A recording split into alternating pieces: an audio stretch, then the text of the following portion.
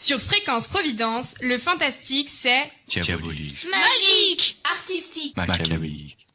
Bonjour à tous, vous écoutez Fréquence Providence. Bonjour Angèle. Salut Théo, bienvenue dans l'émission Le Fantastique, un monde à part. Nous sommes en direct du studio La Providence à Montauban-de-Bretagne. Je suis en compagnie de mes chroniqueurs et chroniqueuses collégiens, les 4e A du collège-lycée La Providence à Montauban-de-Bretagne. Au programme, en première partie, on vous parlera d'un jeu qui fait fureur en ce moment, le jeu du bouton en compagnie de Lali et Clara. Puis, Lucie, Élise, Eva et Guyane nous présenteront une interview en compagnie des personnages du roman Les Eldemrod. Ensuite, Ridwen, Paul et Mona nous présenteront un débat sur la question « Le Petit Prince est-il un alien ?» Kevin, Diego et Ewan nous proposeront ensuite une réécriture de la fin tragique de la nouvelle Appel longue distance de Richard Matheson. Nos reporters sportifs Valentin, Florian et Elina commenteront le match de Quidditch qui oppose actuellement l'équipe de Serpentard à l'équipe de Gryffondor. Et pour la fin de cette émission, nous recevrons le célèbre Harry Potter qui nous rejoindra pour une interview en compagnie de Manon, Elisa et Léa. Tout de suite, nous rejoignons Lali et Clara avec le célèbre jeu du bouton. Bonjour à tous. Bonjour Angèle, bonjour Théo. Bonjour. Après la lecture de la nouvelle Le jeu du bouton de Richard Matheson sur l'existence du diable, nous avons décidé d'aller à la rencontre de personnes pour qu'elles nous présentent leurs opinions envers le mal. Nous allons écouter un micro-trottoir réalisé au collège-lycée La Providence. Tout d'abord, nous écouterons des collégiens, puis des lycéennes et enfin un surveillant. Sous quelle forme représentez-vous le mal ? Sous la forme du diable parce que, il est méchant. Croyez-vous en l'existence du diable ? Non, parce que c'est imaginaire. Sous quelle forme représentez-vous le mal ? Sous la forme du diable parce que le diable c'est méchant, c'est les cauchemars. Croyez-vous en l'existence du diable ? Oui. Après la mort. Et l'avez-vous déjà rencontré ? Bonjour Coralie, sous quelle forme représentez-vous le mal ? Plutôt le mal sous un monde anarchique. Tout le monde font des actions, beaucoup de meurtres, etc. Et où le mal pourrait se présenter aussi par des phénomènes naturels, des catastrophes naturelles. Merci. Croyez-vous en l'existence du diable ?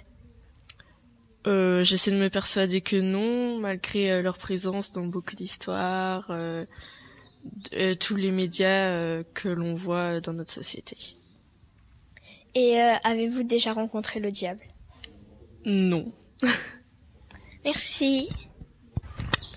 Bonjour, comment vous appelez-vous ? Bonjour, je m'appelle Héloïse Yvon. Sous quelle forme représentez-vous le mal ? Pour moi, le mal, c'est... ça apparaît avec des malédictions, entre autres. Et croyez-vous en l'existence du diable ? En fait, j'y crois sans y croire. Je sais pas comment l'expliquer, mais c'est irréel, mais en même temps, j'y crois. D'accord. Et l'avez-vous déjà rencontré ? Non, jamais. Merci beaucoup. Bonjour, comment vous appelez-vous ? Bonjour, je m'appelle Sarah. Alors Sarah, sous quelle forme représentez-vous le mal ? Moi, un peu comme Héloïse, je pense que ça peut se représenter à travers des malédictions et des choses comme ça. Croyez-vous en l'existence du diable ? Moi, du coup, j'essaye de me persuader que ça n'existe pas, mais même si au fond, j'y crois un peu quand même. Et l'avez-vous déjà rencontré ? Non, jamais. Merci beaucoup. Alors, on va poser les questions à Laura. Sous quelle forme représentez-vous le mal ? Je le vois surtout en des personnes qui font des mauvaises actions, qui font du mal aux autres, en fait. Je vois comme ça le mal. Et croyez-vous en l'existence du diable ? Pas vraiment, mais une part de moi me dit que peut-être ça peut exister, c'est possible. D'accord. L'avez-vous déjà rencontré ? Je ne pense pas. Merci. Croyez-vous en l'existence du diable ? Tout ça, c'est une conception qui dépend de chaque individu, de chaque personne. S'il y a diable, on présuppose qu'il y a existence de Dieu. L'avez-vous déjà rencontré ? Le diable, ça existe partout dans le monde où on est. C'est surtout la bataille qu'on mène au fond de soi-même contre le mal. Et le mal peut être qualifié comme étant le diable, personnifié, par exemple. Merci. On vient d'écouter un micro-trottoir sur l'existence du diable réalisé au collège-lycée La Providence. Comment vous, en tant que jeune, croyez-vous à l'existence du diable? Clara, qu'en pensez-vous? Pour moi, le diable représente le mal. C'est une personne physiquement humaine qui met du mal dans tous les humains, mais cette part de mal est plus ou moins grande selon les mentalités. Tout le monde a sa propre vision du mal. Et toi, Lali? Pour moi, le mal est représenté avec le diable. Le diable peut être une créature mal intentionnée. Je pense que l'on a tous une part diabolique en nous. Par exemple, si on relie le diable aux actualités, on peut se dire que le diable est derrière toutes ces guerres et ces catastrophes. En tout cas, tout le monde peut avoir ses propres avis et ses propres opinions. Merci beaucoup. De rien. On parle littérature fantastique avec Élise, Lucie, Eva et Gillian et leur interview des personnages du roman Les Ailes d'Émeraude de la romancière Alexiane de Lys. Donc de quoi parle ce livre? Nous allons vous faire une interview des 3 personnages principaux de ce livre. Nous parlons donc de Gabriel, Cassiopée et Camille. En fait, c'est l'histoire de 3 personnes, de 3 personnages principaux. Cassiopée, qui est une orpheline de 18 ans, qui doit quitter l'orphelinat pour son âge. Et il y a Gabriel qui va intervenir dans sa vie pour l'amener dans son vrai monde, qui est le monde des myrmes. Elle a énormément de pouvoirs qu'elle va apprendre à exercer avec Gabriel. Et Camille va la loger, la nourrir et l'aider dans sa vie de myrme. De quoi parle ce livre? Ce livre parle d'une orpheline de 18 ans qui doit quitter l'orphelinat pour son âge. Et il y a Gabrielle qui va intervenir dans sa vie pour l'amener dans son vrai monde, qui est le monde des myrmes. Elle a énormément de pouvoirs qu'elle va apprendre à exercer avec Gabrielle. Et Camille va la loger, la nourrir et l'aider dans sa vie de myrme. Qu'est-ce qu'une myrme? Une myrme, c'est un personnage fantastique avec plusieurs pouvoirs, des facettes d'ouïe, de vue, etc. Et vous nous avez parlé des pouvoirs de Cassiopée, mais quels sont ces pouvoirs? C'est une Ciléa. C'est en fait le monde des myrmes, c'est un monde à part. Et ses pouvoirs, c'est la vue et l'ouïe qu'elle va développer plus tard. Et dans la vue, il y a plusieurs facettes. Et donc du coup, elle va découvrir qu'elle les a toutes. Donc aujourd'hui, nous sommes avec Cassiopée, Gabriel et Camille. Bonjour Cassiopée, nous allons vous interviewer sur votre vie et votre parcours. Comment avez-vous vécu le passage de l'orphelinat au passage de votre vie dans le monde des myrmes? Ça a été très compliqué pour moi puisque je m'étais énormément attachée à mes amis, dont Tiffany que je traite comme ma petite sœur. Et en plus, le passage de l'orphelinat à ma vie de myrme a quand même changé ma vie. J'ai rencontré des personnes fantastiques, mais ça m'arrive quand même de regretter ma vie d'avant. Et vous, Gabriel et Camille, avez-vous vécu l'orphelinat étant petit? Non, je n'ai jamais vécu dans un orphelinat puisque j'ai directement été amenée à vivre dans ce monde. Moi aussi, je suis née myrme car mes parents n'ont jamais voulu me le cacher. Avez-vous aidé Cassiopée pour son arrivée dans son monde? Moi, je l'ai aidée. Camille l'a plus dirigée sur le mauvais chemin. Quoi? Je te rappelle que je l'ai hébergée et nourrie. Tous les deux m'ont grandement aidée, mais je ne pardonnerai pas à Camille ce qu'il m'a fait. Par contre, je remercierai jamais assez Gabriel pour son aide. Nathan est votre frère, c'est bien ça, Cassiopée. Aime-t-il la façon dont vous l'avez traité avant de le connaître? Oui, c'est bien mon frère. Et pour ce qui est de la façon dont je l'ai traité avant de le connaître, je m'en vais énormément. Mais je l'aime beaucoup. Il a fait beaucoup pour moi. Nathan, je ne l'ai jamais vraiment vu, sauf à la toute fin, où j'ai vraiment apprécié de le rencontrer. Moi, je ne veux même plus en entendre parler. C'était mon grand ami avant qu'il nous trahisse. Regretterez-vous votre vie de myrme et de narque? Vraiment pas, car Tiffany m'a accompagnée jusqu'au bout. Je ne regrette pas ma vie de narque, sauf la seule chose que je regrette, c'est de ne pas être en couple avec Cassiopée. Non, pas du tout, je l'adore, au contraire. Eh bien, merci beaucoup à vous 3 et nous vous souhaitons une bonne soirée. Maintenant, la question que tout le monde se pose, le Petit Prince est-il un alien, fera l'objet du débat qui opposera l'astrophysicien Paul et l'écrivaine Céridwen dans un instant.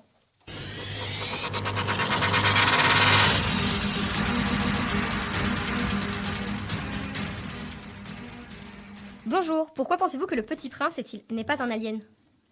À mon avis, Saint-Exupéry a voulu se représenter enfant, donc pour moi, le Petit Prince est plutôt humain. Et vous, monsieur, en tant que scientifique, quel est votre avis? Le Petit Prince est plutôt alien ou humain? Je pense que le Petit Prince est un extraterrestre, car tout ce qui ne provient pas de la Terre est extraterrestre. Et le Petit Prince provient de l'astéroïde B612, donc il ne provient pas de la Terre. Certes, il vient d'une autre planète, mais il a tout de même une apparence humaine. Il a une apparence humaine, certes, mais est-on sûr qu'un alien a une forme propre? Vous avez de bons arguments en tant que scientifique. Que pouvez-vous répondre, madame? Le Petit Prince et l'aviateur se comprennent. On peut en déduire qu'ils parlent la même langue. Comment pouvez-vous l'expliquer? Il s'est peut-être adapté pendant son séjour sur Terre. Peut-être que le Petit Prince est un mirage qui est apparu à l'aviateur quand il allait mourir de soif dans le désert. Qu'en pensez-vous? Saint-Exupéry porte le Petit Prince, donc ça ne peut pas être un mirage, puisque Saint-Exupéry et le Petit Prince ont un contact physique. Étant une personne très littéraire, que pensez-vous de l'avis du professeur Paul? Écoutez, monsieur, j'entends bien vos arguments, mais je pense que Saint-Exupéry était un écrivain et non un scientifique, et il était libre de créer des personnages à son image, tels que le Petit Prince, qui ressent des émotions humaines et qui n'a en aucun cas l'apparence d'un petit homme vert. Il vient d'une autre planète où la vie s'est peut-être développée comme sur Terre. Je pense que le Petit Prince était juste un petit garçon qui n'aimait pas sa vie sur Terre, et donc qui a inventé toute cette histoire, son voyage, ainsi que l'astéroïde B612 avec sa rose et ses 3 volcans, car c'est impossible qu'en mourant, il puisse la rejoindre. Il prend des décisions sages, parle comme un adulte et n'a pas inventé son astéroïde, car il se donne la mort pour rejoindre sa rose, ce qu'il n'aurait pas fait s'il s'agissait d'un mensonge. Très bien, c'est la fin de ce débat. Nous sommes d'accord, vous avez eu tous deux d'excellents arguments. Chers auditeurs, j'espère que vous avez été convaincus par l'une des idées et que vous nous direz ce que vous en pensez. Merci. Merci beaucoup pour ce débat très intéressant. Et toi, Angèle, t'en penses quoi? Je trouve que l'astrophysicien et l'écrivaine avaient tous les deux de très bons arguments et je ne sais pas quoi répondre. Et qu'est-ce que tu penses d'une petite pause musicale? Ouais, ce serait cool. Donc on écoute quoi? Le Mistral gagnant. Ah mais c'est toi la guitare, non? Oui. Et j'étais accompagné par Manon et Elisa.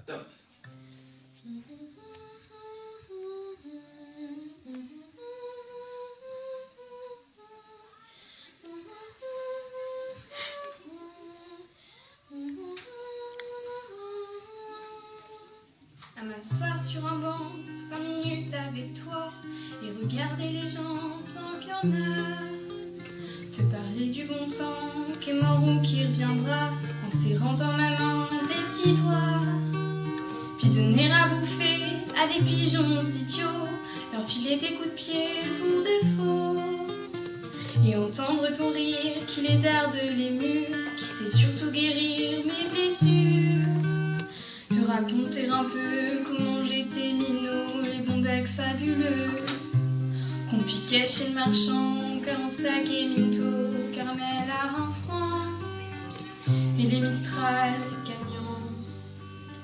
À marcher sous la pluie 5 minutes avec toi, et regarder la vie tant qu'il y en a.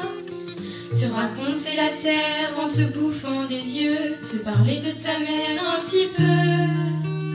Et sauter dans les flaques pour la faire aller, bousiller nos godasses et se marrer. Et entendre ton rire comme on entend la mer, s'arrêter, repartir en arrière.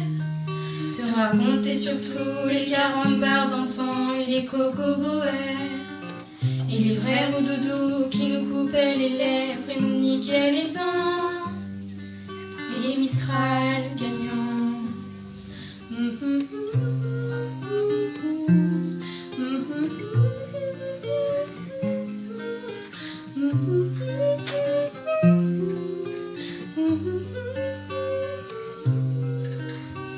M'asseoir sur un banc 5 minutes avec toi et regarder le soleil qui s'en va. Te parler du bon temps qui est mort et je m'en fous. Te dire que les méchants c'est pas nous. Que si moi je suis barge, ce n'est que de tes yeux, car ils ont l'avantage d'être deux. Et entendre ton rire s'envoler aussi haut que s'envolent les cris des oiseaux. Te raconter enfin qu'il faut aimer la vie et l'aimer même si le temps est assassin et emporte avec lui les rires des enfants. Et les Mistral gagnants. Et les Mistral gagnants. On vient de s'écouter les Mistral gagnants de Elisa et Manon avec Théo à la guitare. Et maintenant, il se passe quoi, Théo? Donc on va écouter Kevin et Diego et Juan. Donc bonjour Kevin, Diego et Ewan. Bonjour. Bonjour. Aujourd'hui, vous nous présentez votre réécriture de la fin de la nouvelle Appel longue distance de Richard Matheson. Vous allez nous la lire? D'abord, on va faire un résumé et après, on va recréer la fin. Ok. L'histoire parle d'une vieille dame se nommant Elva King, ayant une infirmière à domicile, Mrs. Phillips. Elle recevait des coups de téléphone mystérieux et un soir... Le téléphone sonna. Meskin décrocha et entendit « Allô, Meskin, j'arrive ». Meskin, effrayée, raccrocha. Elle entendit des grincements sur son parquet du salon. Puis quelqu'un toqua à la porte de la chambre. Miss Elva se demanda si ce qu'elle venait d'entendre était réel. La personne retoqua à la porte de la chambre et Miss Elva, terrorisée, était certaine que quelqu'un était chez elle. Et elle demanda d'une voix hésitante « Mrs. Phillips, est-ce vous ?» Dans un silence obscur, la porte s'ouvrit avec un grincement inquiétant. Elle vit une sombre silhouette qui marcha vers son lit lentement, tout en restant muette. « Ah, c'est vous, Mrs. Phillips, vous m'avez fait peur. » Mrs. Phillips resta muette tout en avançant. « Mrs. Phillips, tout va bien ?» s'intrigua Miss Elva, en sentant l'inquiétude monter.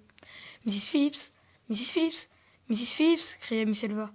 Mrs. Phillips sortit une arme à feu et la pointa sur Meskin en disant « Au revoir, Meskin. » Comme l'avait prévu l'infirmière, qui la connaissait bien, Miss Elva fut surprise et prise de hoquet puis de tremblement. Ensuite, elle perdit son souffle et s'affaissa sur son oreiller. Comme l'avait prévu l'infirmière, qui la connaissait bien, Miss Elva fut surprise et prise de hoquet puis de tremblement. Ensuite, elle perdit son souffle et s'affaissa sur son oreiller. L'infirmière s'approcha pour vérifier son pouls. Elle était morte. Bonjour Valentin, Florian et Elina. Que se passe-t-il en ce moment au match de Quidditch? Bonjour. Nous sommes en direct avec Monsieur Dubois. Bonjour Monsieur Dubois. Merci d'être présent avec nous avant ce premier match de Quidditch. Bonjour à vous aussi, Elina. Bonjour Monsieur Dubois. Pouvez-vous rappeler à nos auditeurs les règles du Quidditch? Voyons, vous ne vous souvenez plus? Eh bien, tout d'abord, il y a 3 sortes de balles différentes. Il y a un souffle, une balle rouge vive de la taille d'un ballon de foot, 3 poursuiveurs dans chaque équipe. Cela passe pour essayer de marquer des points à travers 3 cercles en or suspendus à plusieurs dizaines de mètres du sol. Chaque but fait remporter 10 points à son équipe. Ensuite, il y a 2 cognards, légèrement plus petits que le souffle, mais noirs. 2 batteurs dans chaque équipe protègent les joueurs de ces cognards et les rejettent dans l'autre camp. Ah oui, j'ai oublié, c'est une balle ensorcelée qui aime foncer dans les gens. Enfin, il y a le vif d'or, de la taille d'une grosse noix. C'est la balle la plus difficile à attraper, car c'est la plus petite et la plus rapide de toutes les balles. Elle rapporte 150 points à l'équipe de l'attrapeur qui parvient à s'en emparer. Bien évidemment, chaque joueur a son propre balai. Après toutes ces précisions, pensez-vous que Gryffondor, votre équipe, a une chance de remporter ce match? Eh bien, nous nous sommes entraînés très dur pour que toutes les chances soient de notre côté. On va vous laisser. Le match va bientôt commencer. Merci encore de nous avoir accordé quelques minutes. Au revoir. Donc nous rejoignons les commentateurs sportifs du match de Quidditch qui oppose actuellement Serpentard à Gryffondor. Bonsoir et bienvenue sur le canal des sorciers pour commenter cette première journée de championnat. Je laisse maintenant le commentaire du match aux mains de Florian Gazon, alias La Pelouse. Bonsoir Nelson Monfeld. Ce match se déroulant sous un soleil d'été nous promet un spectacle à couper le souffle. Johnson passe le souffle à Spinette. Pour une nouvelle passe à Johnson. Et non, Flint l'intercepte. Flint intercepte la passe et se dirige vers les buts. Il tire. Quel magnifique arrêt du capitaine de Gryffondor. Dubois qui la renvoie aussitôt à Belle, Kevin Flint et ouille, ça a dû faire mal, un cognard en pleine tête. Serpentard récupère le souffle avec Pucet qui fonce droit au but. Encore un cognard magnifiquement bien envoyé par un batteur de Gryffondor. Flint récupère la balle et... Mais attendez, que voyons-nous là-bas? Sera-ce le vif d'or? Oui, je crois bien que c'est le vif d'or, oui. Ah non, ce n'est juste qu'une montre. En attendant, Spinette récupère le souffle et fonce au but. Elle tire. Et le but pour Gryffondor alors que le stade est en effusion. Quel magnifique but de Spinette. Elle m'épate. Le match reprend. Balle au Serpentard avec Ronaldo. Et oui, il s'est reconverti. C'était un excellent joueur de football, mais il a toujours été très attiré par le Quidditch. Mais attendez, que se passe-t-il avec le balai de Potter? Il ne tient plus qu'à un bras et son balai continue à faire des siennes. Ah, c'est bon. Il s'est remis sur son balai et fonce en piqué vers le sol. Il se redresse à quelques centimètres du sol et fonce. Il tend le bras. Il se met debout sur son balai et se fracasse par terre. Ah, quel dommage pour cet attrapeur qui fait ses débuts dans l'équipe de Gryffondor. Attendez, on dirait qu'il a quelque chose dans la bouche. Il lève les bras. Oh là là, c'est incroyable. Il a réussi à attraper le vif d'or encore une fois. Le stade explose. En tout cas, magnifique match. Encore une fois, Gryffondor a gagné. Imagine si Harry Potter aurait avalé le vif d'or. Après Monsieur Dubois, nous allons interviewer Harry Potter à la sortie des vestiaires. Bonjour Harry. Hello. Quelle sensation vous a procuré ce premier match? How did you feel after the match? I felt very well on the broom. Of course, I was a bit stressed, but after a few minutes, my stress went away. Je suis très à l'aise sur un balai. Comme tout le monde, j'étais un petit peu stressée, mais au bout de quelques minutes, mon stress s'est évanoui. Et que s'est-il passé lorsque vous êtes passé tout près de la chute? What happened when you were just about to fall? I really don't know why my broom moved this way, and at that moment, I was really scared. Je ne sais pas vraiment pourquoi mon balai a agi comme ça, et sur le moment, j'ai vraiment eu très peur. Le fait que vous ayez attrapé le vif d'or vous donne une réputation à tenir. Because you caught the golden snitch, you have a standard to keep up to. Yes, I hope it won't be the last time and that I and my team will win this competition. Oui, j'espère que je continuerai sur cette lancée, et que mes coéquipiers et moi remporterons cette compétition. Dernière question. Lorsque vous avez attrapé le vif d'or, tout le monde a cru voir que vous l'avez avalé. Est-ce vrai? Last question. When you caught the golden snitch, everybody thought you had swallowed it, did you? Well, yes, I nearly swallowed it, which would have been a big problem. Eh bien oui, j'ai failli l'avaler, ce qui aurait posé problème. Merci beaucoup et bonne continuation. Yes, indeed. Thank you for answering my questions. Goodbye and keep well. Et pour clore cette émission, nous recevrons le célèbre Harry Potter.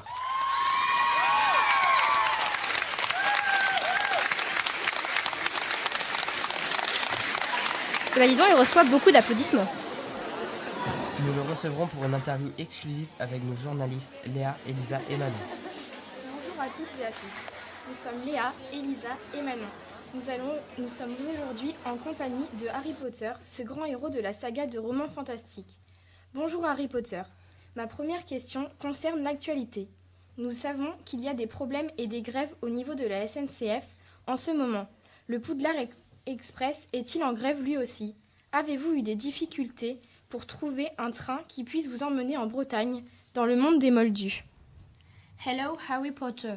My first question is about news. We know that SNCF, the French Railways, are in trouble at the moment. So, it's Hogwarts Express on strike. Was it difficult for you to catch a train to come to the Muggles world? Hello everybody, Oh, excuse me. Bonjour à tous. Je suis très heureux d'être avec vous aujourd'hui. Pour répondre à votre première question, oui, j'ai entendu parler de ces grèves et de ces soucis avec la SNCF. Mais j'ai eu de la chance car le Poudlard Express n'était pas en grève et ce dernier a même pu m'emmener jusqu'en Bretagne. Tant mieux.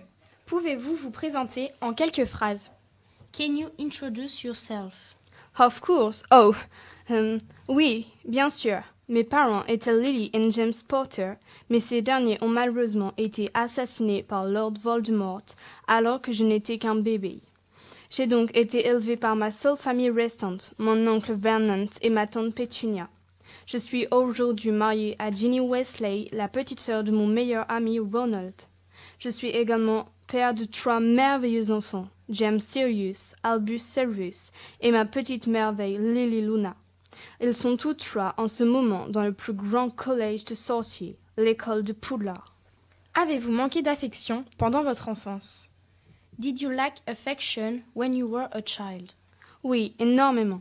J'aurais beaucoup aimé avoir une complicité avec un frère ou une sœur avec qui j'aurais pu partager mes moments de joie, de peine, jouer et rire pendant des après-midi entières et pouvoir voler des bonbons à la boulangère.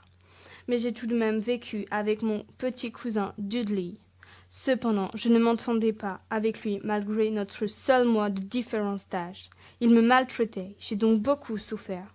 Oui, effectivement, cela ne devait pas être facile tous les jours. Comment avez-vous appris que vous devriez étudier à l'école de Poudlard? Quelle a été votre réaction et celle de votre famille adoptive suite à cette annonce? Yes, indeed. It must have been very hard. How did you know that you had to study in Hogwarts School? How did you react, and what about your adoptive family when they heard this announcement? Ah, c'est une longue histoire. Alors que nous avions déménagé dans un phare à cause d'oiseaux qui nous envoyaient trop de lettres, nous reçûmes un jour la visite d'un médiante qui m'annonça que je devais partir dans une école très spéciale. Je ne savais pas comment réagir. J'étais heureux de quitter mon oncle et ma tante, mais anxieux car je ne savais pas du tout à quoi m'attendre. Ma famille, elle, ne croyait pas à cette histoire d'école de sorcellerie et ne voulait guère me laisser partir avec un inconnu. Avez-vous été surpris d'apprendre par la bouche d'un mi-géant votre réelle identité de sorcier? Were you surprised when a mid-giant told you you were a wizard? Imagine a wizard so amazing. Oui, évidemment, j'étais ébahie. Ce mi-géant que je ne connaissais à peine me révéla des choses que jamais je n'aurais imaginées. Par exemple, il m'apprit que la cicatrice en forme d'éclair qui me barre le front n'est pas due à un morceau de verre qui m'aurait blessé lors de l'accident de voiture de mes parents alors que je n'étais qu'un bébé. Cette histoire racontée par mon oncle et ma tante n'était qu'une pure invention. En réalité, c'était une tentative d'assassinat de Voldemort sur moi et mes parents. Pouvez-vous nous expliquer pourquoi Voldemort a tenté de vous tuer avec vos parents? Can you explain why Voldemort tried to kill you with your parents? Mes parents sont malheureusement décédés suite à l'attaque de Voldemort, comme je vous l'ai expliqué au début de cette interview. Pour ma part, j'ai eu l'immense chance que ce puissant sortilège se retourne contre ce mage noir. Cette tentative de meurtre était motivée par une prophétie qui annonçait qu'un jour, j'anéantirais tous ses pouvoirs. Vous sentiez-vous bien à l'école de Poudlard? How did you feel at Hogwarts School? À mon arrivée, mon intégration fut compliquée car je n'avais aucun repère dans cette nouvelle école et je ne maîtrisais pas encore mes pouvoirs ni ma baguette de sorcier. Peu de temps après, je fis la connaissance de Hermione et Ronald, qui devinrent très vite mes meilleurs amis. Grâce à eux, je pus enfin trouver mes marques dans cet établissement et nous avons vite formé un trio inséparable. Quels sont vos objets fétiches? What are your favorite objects? J'aime beaucoup l'éclair de feu, le balai avec lequel je joue toutes mes parties de Quidditch. Il m'a été gentiment offert par mon parrain, Sirius Black, ce dernier recherché par le ministère de la Magie. Je suis également très attachée à ma cape d'invisibilité qui appartenait autrefois à mon père. Elle m'a été remise par Albus Dumbledore, le directeur de l'école de Poudlard. Le Quidditch vient d'être expliqué dans le reportage précédent. Revenons-en à vos enfants. Ils sont tous les trois à l'école de Poudlard. Pensez-vous parfois que ce que vous avez vécu pendant votre adolescence ou même votre enfance puisse avoir des conséquences sur leur vie? Let's talk about your children. The three are at Hogwarts School. Do you sometimes think that what you lived during your childhood has consequences on their lives? C'est une très bonne question. Oui, il m'arrive d'y penser car je m'inquiète pour mes enfants. Mais mon métier d'aujourd'hui me permet de vous dire que les forces du mal sont contrôlées. Je suis donc rassurée pour eux et serein. Quelle a été votre plus grande frayeur? What has your biggest fear been? Ma plus grande frayeur, sans hésitation, a été l'affrontement final avec le Seigneur des Ténèbres. Il régnait en maître et traquait les sorciers honnêtes qui n'étaient pas rangés de son côté. Ils étaient obligés de vivre en se cachant, par peur. L'affrontement avec les forces du mal a été très difficile. Qui est Joanna Caitlin Rowling? Who is J.K. Rowling? J.K. Rowling était une grande amie de ma mère. Elles ont étudié ensemble au collège de Poudlard. C'était une sorcière redoutable, mais elle aimait par-dessus tout écrire des histoires de sorciers pour les enfants moldus qui n'ont pas de pouvoir de sorcellerie. Pourquoi a-t-elle écrit votre histoire? Why did she write your story? Un jour, alors que je sortais de la bibliothèque des sorciers, je l'ai croisée dans la rue. Elle m'a immédiatement reconnue car ma mère lui parlait beaucoup de moi. Nous sommes donc allés boire une bière au beurre dans la taverne de Trois Balais et je lui ai raconté mes années à Poudlard. Je lui ai parlé de mes amis et de Voldemort. Elle a été captivée et m'a proposé de raconter mes histoires sous forme manuscrite.